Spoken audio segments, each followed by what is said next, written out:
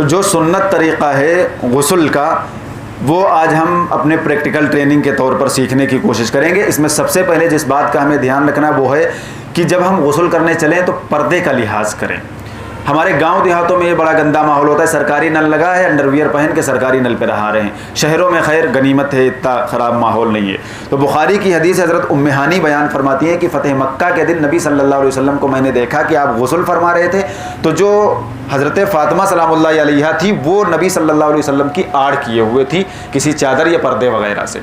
तो अल्लाह के नबी का ये मामूल था कि आप आड़ में गुस्ल फरमाया करते थे।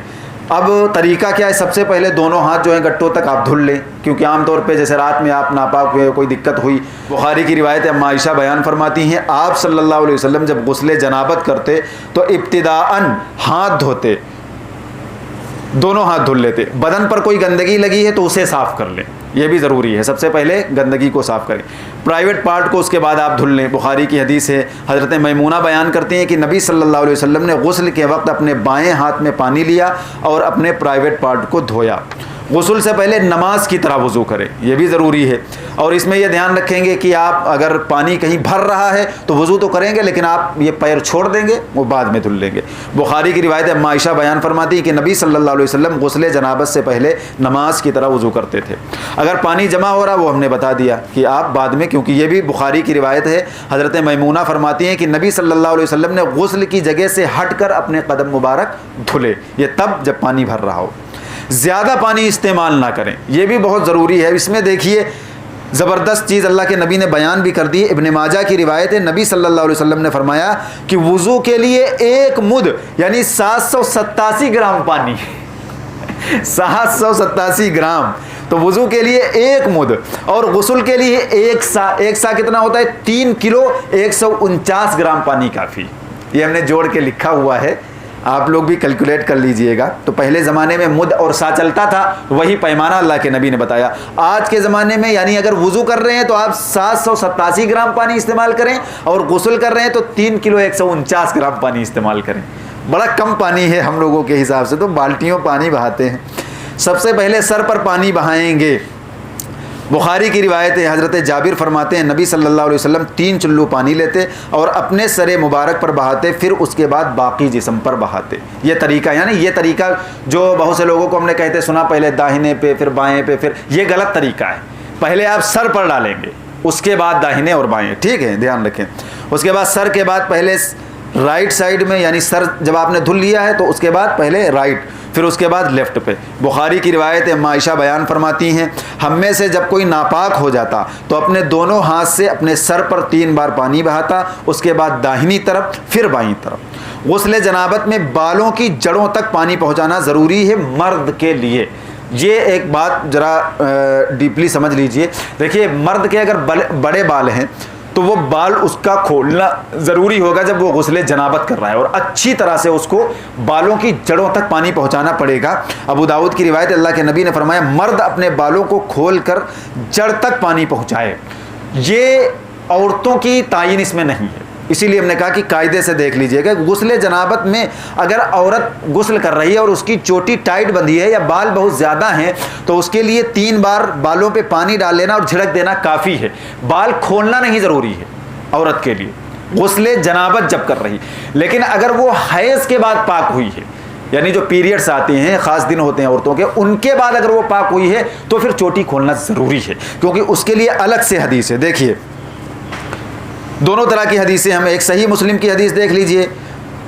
औरत के लिए अपनी चोटी खोलना ज़रूरी नहीं है, वो ऐसे ही ऊपर 3 बार पानी डाल ले और निचोड़ ले, काफ़ी है।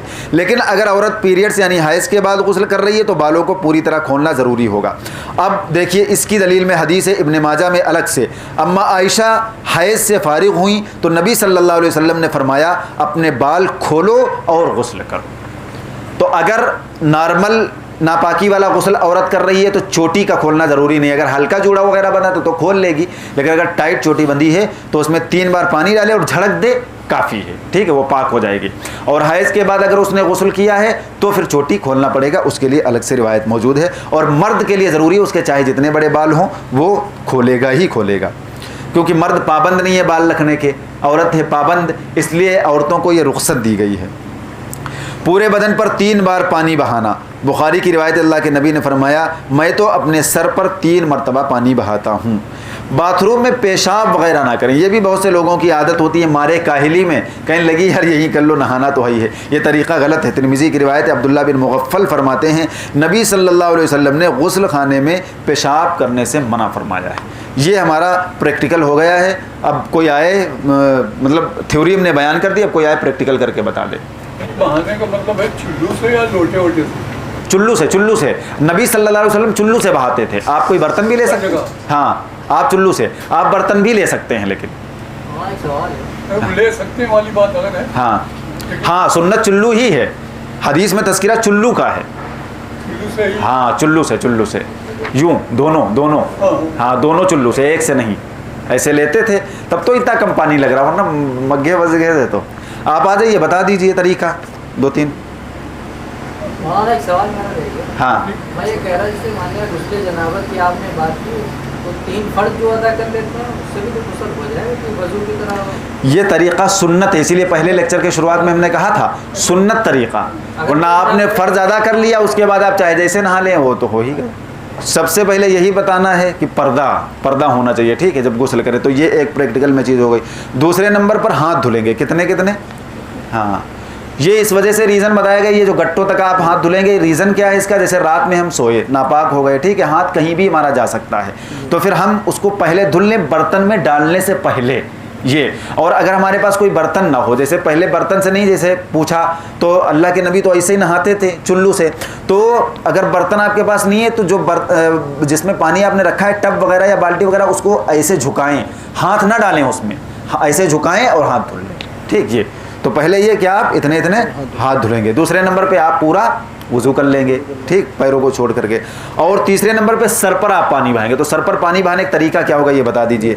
हाँ ऐसे लेंगे, ऐसे 3 बार, ठीक, 3 बार डालना है, ठीक। ये चीज़ हो गई एक।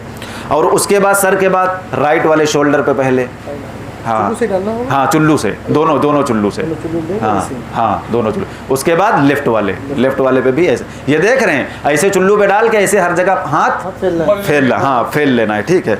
और उसके बाद पूरे बदन पर 3 बार पानी बहा लेंगे, बस ये 3 बार। सबसे पहले सर पे, फिर 3 बार राइट पे, फिर लेफ्ट पे, और उसके बाद 3 बार पूरे बदन पे, ये लास्ट में, ठीक है। हाँ सर से 3 बार। तो आपने इतना कर लिया, आपका गुस्ल क्या हो गया, कंप्लीट हो गया। और ये तरीका सुन्नत है। वही हमने पहले भी बताया था कि ये सब जब सुना करिए तो ऐसे ही कोशिश किया करिए। 1-2 चीज़ें छूट जाएं कोई इतना इशू नहीं, लेकिन कोशिश ये करिए कि जितना ही ज़्यादा हमारा सुन्नत के करीब हो जाए गुस्ल, जितना ही। अब ये नई चीज़ें सब आज कल आ गई हैं, तो बहुत से उसमें मसले पैदा हो गए हैं, और हम लोग थोड़ा काहिल भी हो गए हैं, बैठ गए टंकी के नीचे, बहुत पानी बहता है।